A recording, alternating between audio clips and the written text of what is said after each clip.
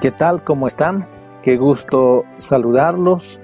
Estamos una vez más para compartir este espacio dedicado al comentario de la lección de la escuela sabática. Y hoy, en la lección número 7, estaremos hablando acerca de idiomas, texto y contexto. Resulta que cuando se trata de estudiar y entender el mensaje de la palabra de Dios, necesitamos tomar en cuenta el idioma en que fue escrito la Biblia, lo que dice el texto y la relación del texto con el contexto. En la temática de hoy estaremos hablando acerca de la Biblia y los idiomas. Vamos a hablar acerca del significado y la repetición de las palabras. Y vamos a hablar acerca del contexto en la interpretación de las palabras. Dicho esto, vamos rápidamente a la primera parte de la lección. Y aquí vamos a hablar acerca de la Biblia y los idiomas.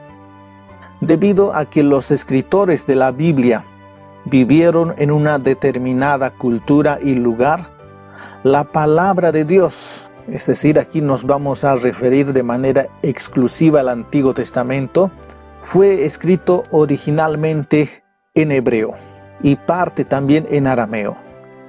Luego, esto fue traducido al griego koiné a finales del siglo II antes de Cristo. Esta traducción es conocido como la versión de los 70 o también es llamado la Septuaginta, que en este caso sería la Biblia de los tiempos de Cristo y los apóstoles. En cambio, el Nuevo Testamento fue escrito en su totalidad en griego, que era el idioma universal de entonces. De estos idiomas, la Biblia en su totalidad ha sido traducido hasta ahora a más de 600 idiomas. Y solo el Nuevo Testamento y partes de la Biblia fueron traducidas a unas 2.500 idiomas. Se dice que en el mundo existe unos 6.000 idiomas, por lo que unos 1.500 millones de personas no cuentan con la Biblia en su idioma natal. Nosotros tenemos el privilegio de tener la Biblia en nuestro idioma. Y además tenemos varias versiones en nuestro idioma. Por lo tanto, quienes tenemos este privilegio debemos apreciar la Biblia y debemos seguir sus enseñanzas. En Deuteronomios capítulo 32, versículo 46 al 47, encontramos la siguiente declaración. Les dijo: aplicad vuestro corazón a todas las palabras que yo os testifico hoy, para que mandéis a vuestros hijos que cuiden de cumplir todas las palabras de esta ley. Porque no es cosa vana, es vuestra vida, pues por medio de esta ley haréis prolongar vuestros días sobre la tierra a la que vais para tomarla en posesión tras pasar el Jordán. ¿Se dan cuenta? El consejo de Dios dice: aplicad vuestro corazón a las palabras de esta ley. Es decir, en ese entonces la ley comprendía simplemente los 5 primeros libros de la Biblia. Para nosotros sería la Biblia en su totalidad. Y es interesante cuando dice en el versículo 47 que no es cosa vana. En verdad, leer la Biblia, seguir sus consejos, no es cosa vana. Vale la pena porque contiene los consejos de Dios para nuestra vida. Pasamos rápidamente a la segunda parte de la lección y aquí vamos a hablar acerca del significado y la repetición de las palabras. En todos los idiomas existen palabras que tienen un significado tan rico y tan amplio que resulta difícil poder traducir a una sola palabra. Es el caso de la palabra hebrea chesed, que la lección destaca en esta semana.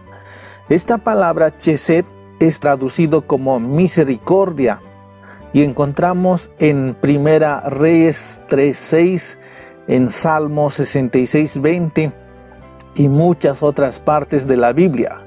Pero que esa palabra chesed no solo significaría misericordia, tiene una amplitud mucho mayor. Significa, por ejemplo, amor, benignidad, compasión, paciencia, etcétera, etcétera. Pero el traductor en ese entonces solo tenía esa palabra para poder traducir. Otro ejemplo es la palabra shalom, que es traducido como paz. Y encontramos, por ejemplo, en Números 6:26, en Salmos 29:5 y muchas otras partes de la Biblia. Pero shalom no solo significaría ausencia de guerra o tranquilidad, como significa la palabra paz, sino que shalom abarca mucho más y significa un bienestar total del alma. Comprende muchos aspectos de la vida.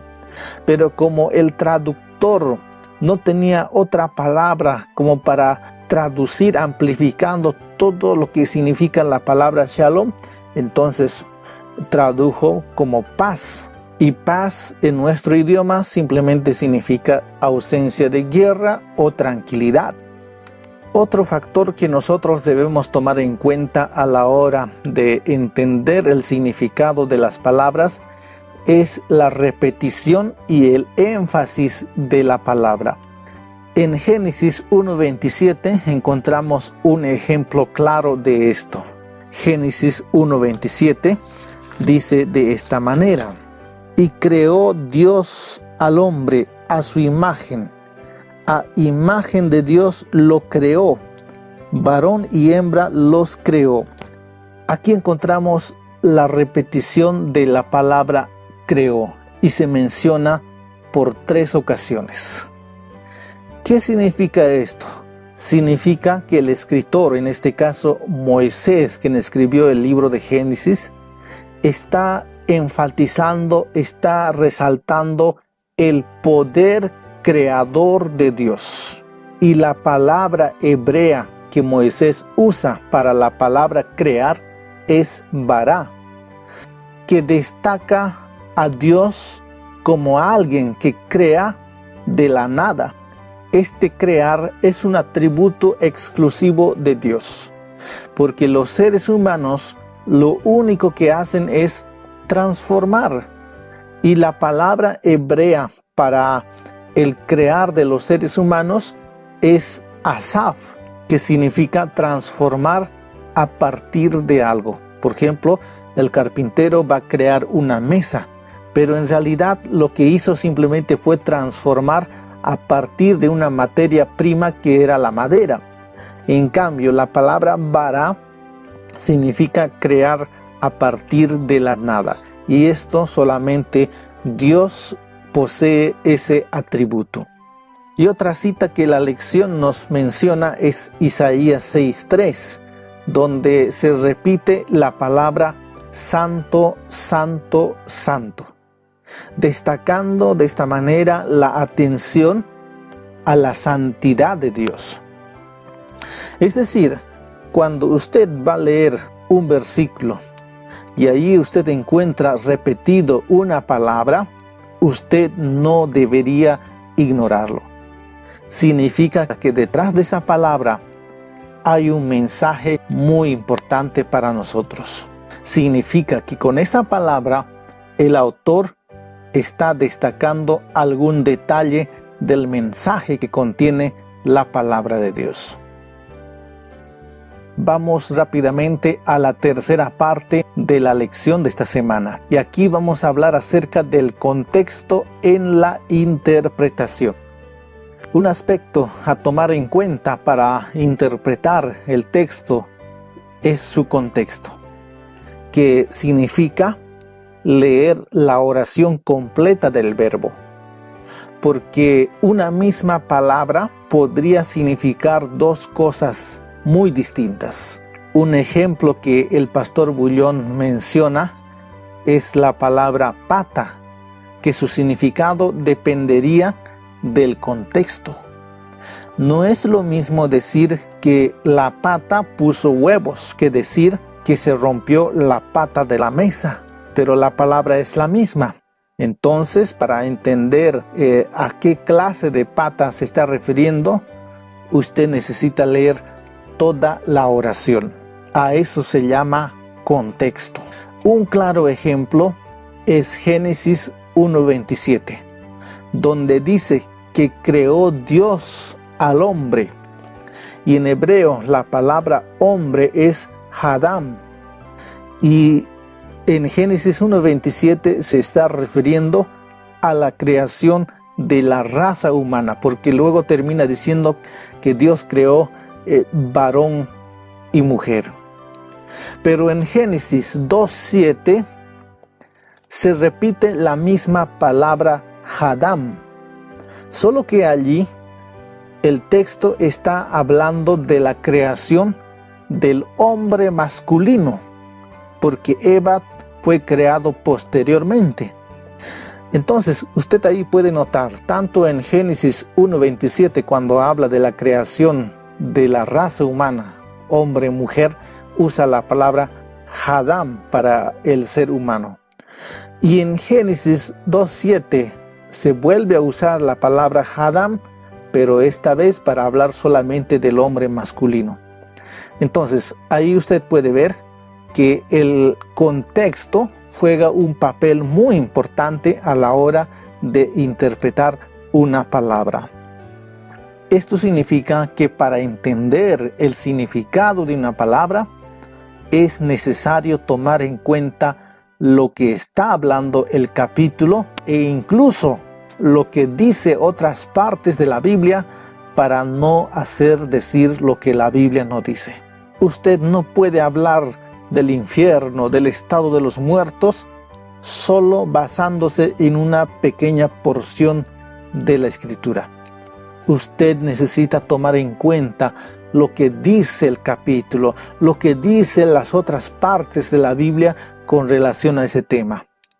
Solo entonces podrá estar seguro de lo que realmente la Biblia dice al respecto de ese tema.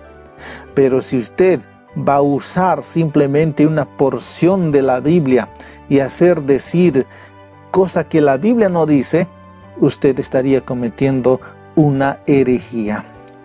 Por eso es importante saber tomar el contexto para poder interpretar lo que dice el texto.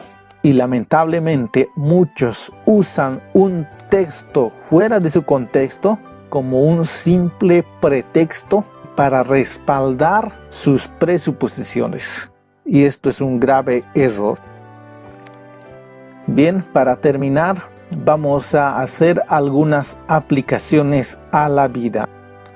En primer lugar, el hecho de ser privilegiados de tener la Biblia en nuestro idioma tiene que ser apreciado y compartido sus mensajes de esperanza a otros que no conocen a Dios. Si Dios te ha bendecido con esa oportunidad de tener su palabra en tu idioma, es para que tu vida sea bendecido por los consejos de la palabra de Dios. Y es para que tú puedas compartir con otros que no conocen a Dios. En segundo lugar, la Biblia tiene que ser interpretado cuidadosamente para no hacer decir lo que no dice la Biblia. Y para ello se debe tomar en cuenta lo que llamamos el contexto inmediato o incluso considerar todo lo que la Biblia dice al respecto de ese tema. En tercer lugar, ¿será que podemos proponernos en esta semana que viene compartir la palabra de Dios con alguna persona y ayudar a conocer cómo es la estructura de la Biblia y cómo se debe estudiarla? Porque lamentablemente hay muchas personas que saben que la Biblia es la palabra de Dios, pero ni siquiera conocen la estructura de la Biblia, que no saben que está dividido en capítulos, versículos, y nosotros que hemos conocido la palabra de Dios, tenemos la responsabilidad de poder ayudar a esas personas a entender el mensaje de la palabra de Dios. Dios nos ha colocado como canales de bendición. Que Dios los bendiga. Ha sido un gusto poder comentar la lección número 7. Nos reencontramos la próxima semana.